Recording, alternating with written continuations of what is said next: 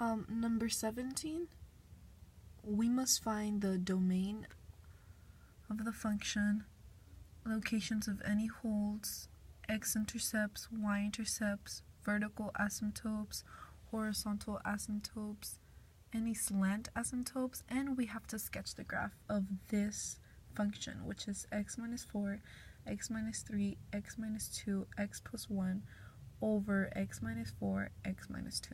So let's go ahead and write out what we're going to have to do. Well, let's first write down our equation so that we know what we're going to do.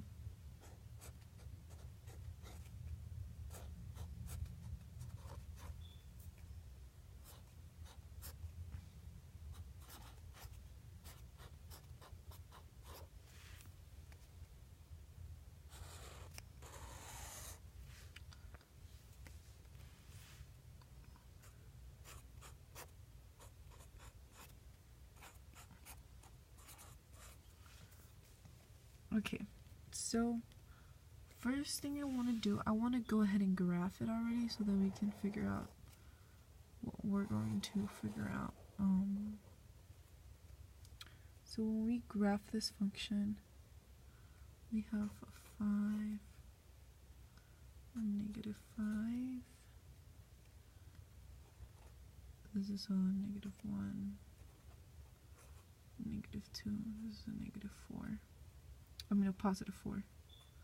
Positive 4, positive 4. This is a negative 5. And this is a positive 5.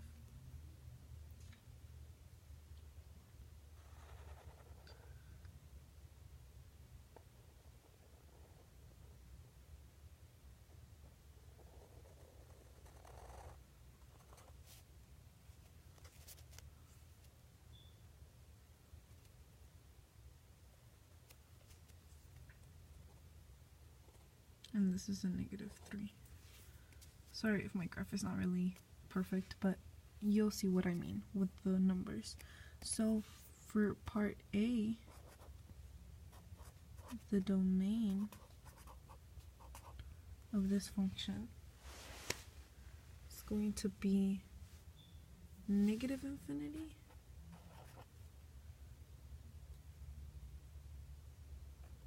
to 2 union 2, 4 union 4 positive infinity.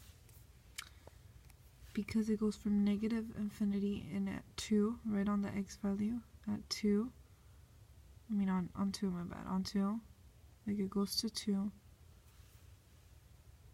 it goes to negative 2, goes to negative 2, and then it goes to 2, and then up 4, because 4 is right here, and then to positive infinity. It's kind of confusing to get the domain, but you kind of get the idea. Negative infinity to 2, 4, positive infinity. Now for letter B, it's asking for any holds. Well, we see that they have a point right here, right? But the graph doesn't really touch this part to connect it with. But there is a hole. So those are our holds. Those are our holds or our discontinuities at x equals negative 2 and at x equals 4. Because it would be with negative 2 and it would have been with 4. So that's how we get that. And for x-intercepts, well, we have at x at negative 1 and x at 2, and that's how we get our x-intercepts, x at negative 1 and x at 2. Now for our y-intercepts, we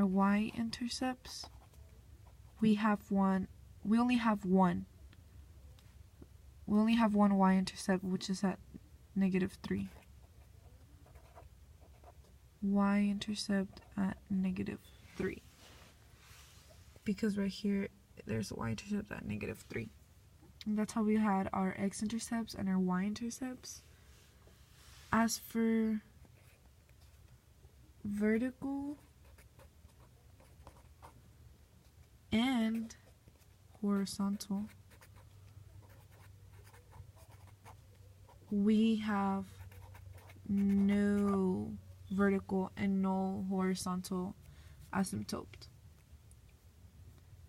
Because in order for us to have one, you would have to have like two graphed in the same one. So, and there's no degree to find out the horizontal asymptote. And as for G, which might be new to you, a slant asymptote. Well, it doesn't have any either, because for this one you absolutely need a degree. To find or to even have a slant asymptote, you need to have a degree in the equation, but in this case we really don't. So we just found the domain, the holes, the x-intercepts, y-intercepts, and we didn't find any asymptotes at all. And to find all of these, you just simply look at the graph from left to right, look at the x-intercepts, look at the y-intercepts, and it's pretty much kind of straightforward. Now let's move on to question number 18, which says, what is the process to find a slant asymptote? So now we're going to find a slant asymptote. So let's go ahead and do that. So we've never really heard about this before, but it's not hard.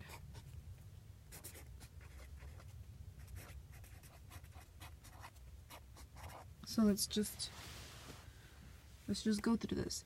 To find a slant asymptote,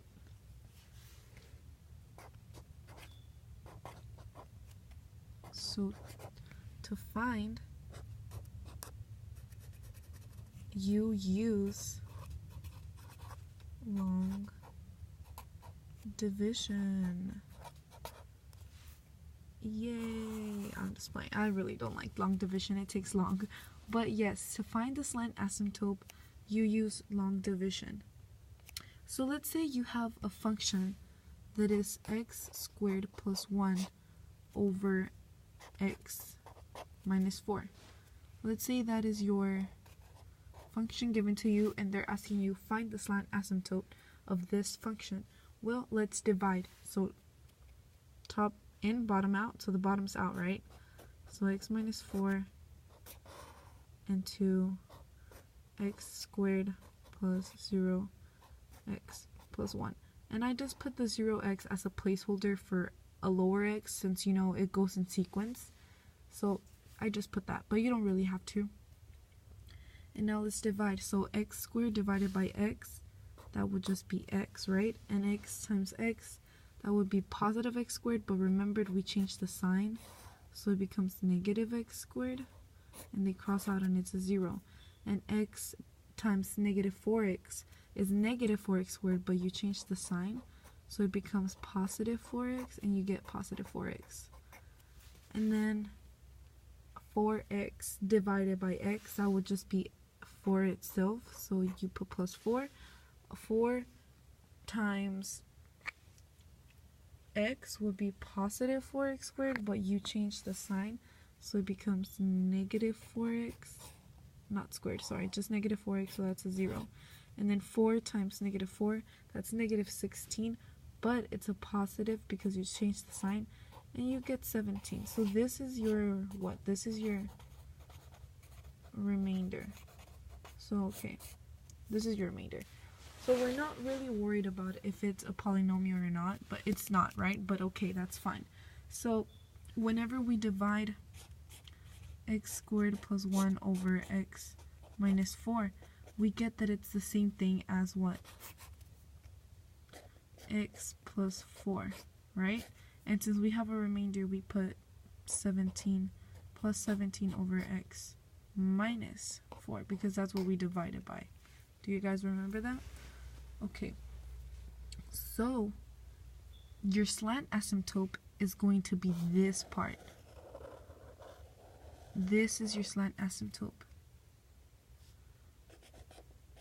So this is your slant asymptote. It's the part without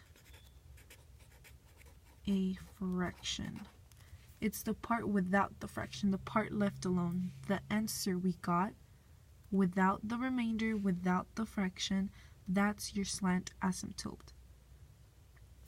So that is how you find your slant asymptote, by doing long division. And your slant asymptote is the answer you got on top, without the remainder and without the fraction.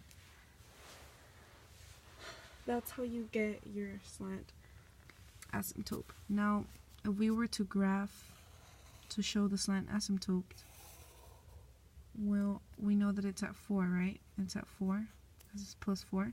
It's at 4, right? So this is your slant asymptote.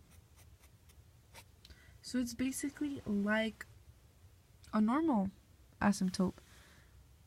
Whatever the function is, it gets close to it, but it never really touches it. That is your slant asymptote. It gets close to it, but it never really touches it. So to go over it one more time, to find the slant asymptote, you use what? You use long division. You use long division to find the slant asymptote, and the slant asymptote is going to be the part without a fraction. It's going to be the answer you get when you do the process of long division, without the remainder and without the fraction. And it acts like a normal asymptote. It gets close to it, but it never really touches it. So that was it for my pre-calculus third 6 weeks project. My name is Jacqueline Garcia. I am in 7th period for pre-cal, and this was my project.